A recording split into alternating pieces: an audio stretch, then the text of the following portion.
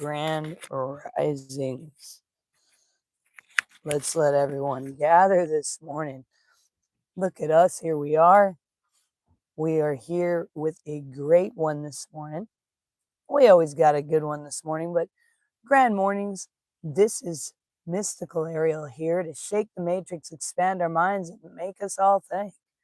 Doing the thing that I do. And hopefully you guys had a good turkey holiday and everything else, and even remembering that I am that I am. So it's good to have you guys. Grand mornings, grand risings, I should actually say, but welcome. Don't mind me. Sometimes I got this little thing that's kind of been growing in my neck, and it kind of constrains the voice a little bit. It might be because I keep telling you guys things that is the truth, things that help us expand our minds and go deeper, all of those beautiful things that we got going on. But good morning, beautiful souls. So as we begin this new day, I want you to take a moment to breathe with me for a second. Let's take a deep breath.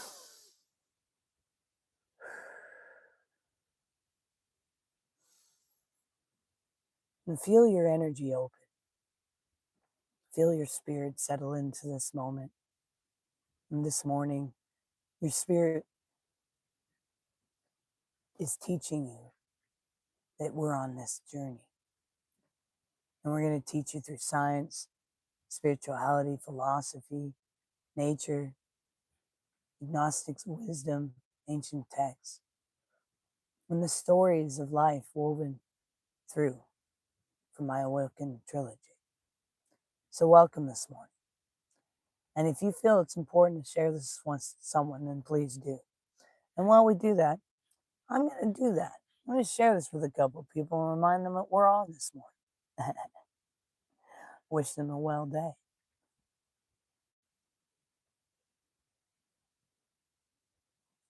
And there we go.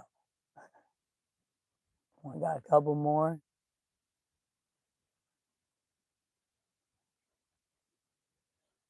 And why not? We'll hit these as well. And we're ready to rock. Well, grand risings there, Susan. Welcome. So let's get going. So today we're going to speak on boundaries. It's something that all of us, and many of us that have come out of trauma and all of those kinds of things, well, we all need to learn. And I had to learn them. And it's something I learned in learning them. Sometimes when we're first learning them, when we're first putting them out there, we're a little abrupt about it. Mainly because we spend our whole lives not even ever having our boundaries heard. And I'll tell you, I had a weekend of people learning their lessons on what boundaries mean. I shouldn't say never in my life, but I could have never imagined some of the things that happened this weekend, to be honest. One thing I know for sure, it don't matter what state this body is in. I got a sticker on my door that says, fuck around and find out. I learned that I'm still a tank. And when you mess with kids and disrespect their boundaries, and then you don't listen to any adults about when it's time to move on, I might just origami your ass and throw it into a vehicle and make sure you get home safely. I won't hurt you though. I'll make sure you get out of there. Anyway, it was one of those weekends of people learning boundaries and everything else.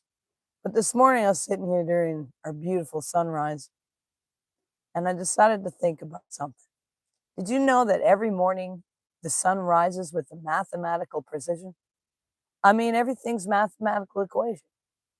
The circadian rhythm in your cells respond to that light. Your cortisol levels shift and your brain enters this new frequency. Your heartbeat synchronizes with Earth's Schumann resonance even. I mean, wow. You're like, wow, Ariel, I was sitting there looking at my sunrise and just drinking a cup of coffee and thinking how beautiful it looked. And there you go into mathematical equations. Okay, I'm a science brain, okay? It kind of goes there sometimes. Grand risings there, American Stoner, welcome. But I talk about in the Awakened, the Ancient Ones, Awakened to Your Original Design, my first book, where you can definitely see that I was just starting off as a writer. You're not random. Your existence is a coded intention. Your soul is patterned with intelligence. Neuroscience even shows that your intuition fires before your rational mind even does. I mean, your nervous system actually detects truth or thread within zero point 0.2 seconds faster than thought. Boundaries are not emotional reactions, even. They are biological protection designed to keep your energy in coherence. And when you dishonor your boundaries, what the earth teaches us is look at nature's this morning, actually. Because nature speaks of boundaries. It really does. It talks fully of them. The mountain stays unmoved. The river chooses a direction, and the fire consumes what is dead and cold. See, the lioness wakes with purpose, scanning her territory. And the trees stretches upwards without asking permission. Nature never negotiates with disrespect, ever. Nature never even apologizes for her power. Nature never collapses or claps for someone's comfort. In Awaken, the lion escapes the matrix. I wrote about the lioness. And she is the embodiment of gentle fiercity, soft and with the innocence unshakable with destruction. This is the energy of boundaries. This is the energy of authentic love. See, authentic love is the one that says the things that everyone's thinking. They say, I'm that person. I have the shirt to boot that says it. Everyone else is thinking it, but she's saying it. As I teach this morning, the memory of this weekend is so alive right now in my spirit. I'm still shooken. I can't even believe some of the things that took place happened. But let me tell you something. I was standing in a circle with my First Nations. I had First Nation friends. Actually, there's 3 of us in this circle. And we were several tribes in one circle, one heartbeat, which is a beautiful thing. Many nations sitting there in blood together. And we had set a boundary already. And we said, this is a peaceful circle. And if you can't keep the peace, and if you can't keep it quiet, you need to remove yourself. The land felt it. The ancestors knew it. And our spirit agreed to it. And then someone stepped forward in hateful arrogance. And they called us murderous savages. They brought up that the Aztecs and the Mayan, which my blood people, were murderous savages. They brought others with them to try and intimidate it, to try and remedy their mistake instead of just owning that they really made a mistake. They even littered on the sacred grounds after being told, please keep these areas clean.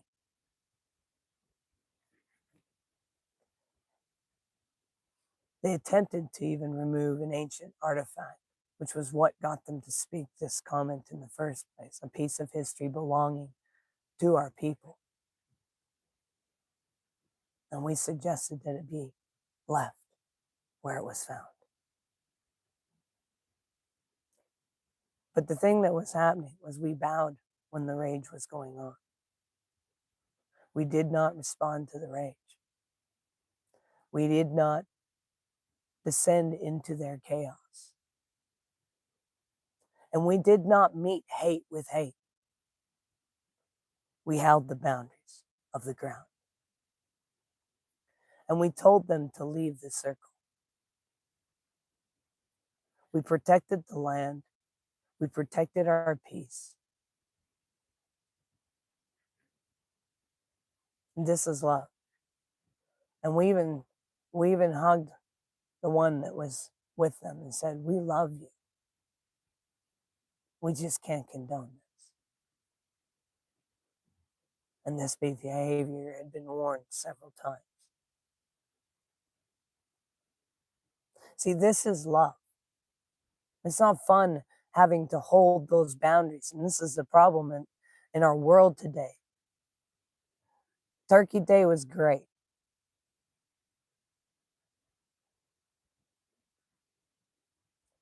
In our world today, when we hold boundaries or when we speak them, we're often afraid to hold them.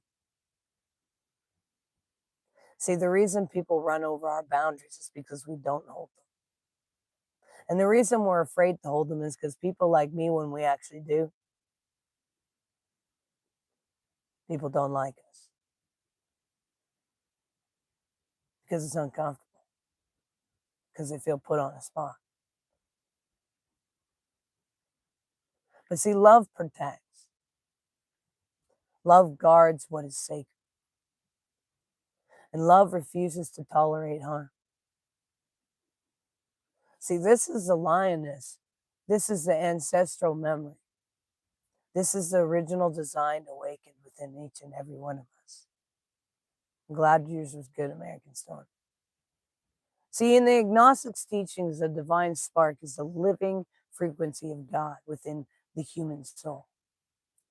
It is the uncorrupted truth within you that knows who you are, what you carry, what is sacred, and what must never be compromised.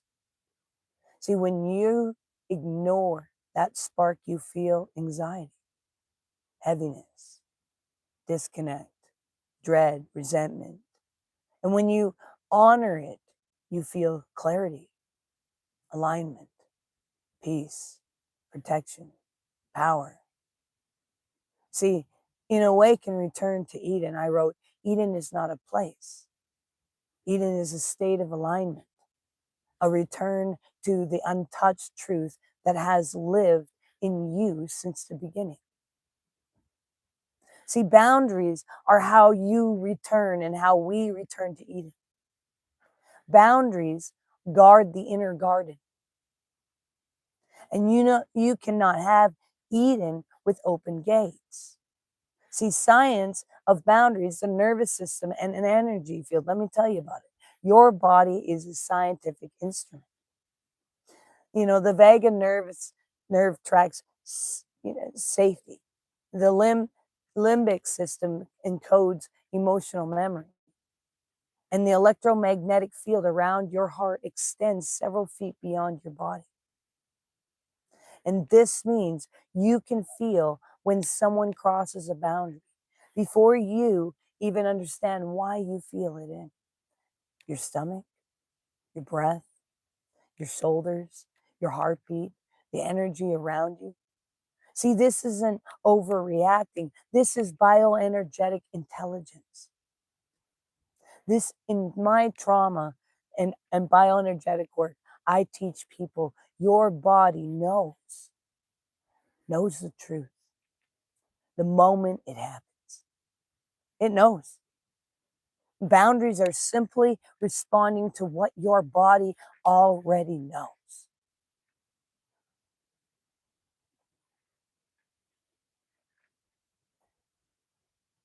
See, society teaches you to shrink, to be polite, to keep the peace, even when peace has already been broken. To let people take from you so you don't cause problems. But real philosophy, the philosophy of the awakened soul, teaches selfhood is honorable. Truth is compass. It's the compass of life, your truth. Authenticity is liberation. Peace requires protection. Love is never passive. Every time you prioritize others over yourself, you teach your soul that it is not worthy. So stop doing that, because you're worthy.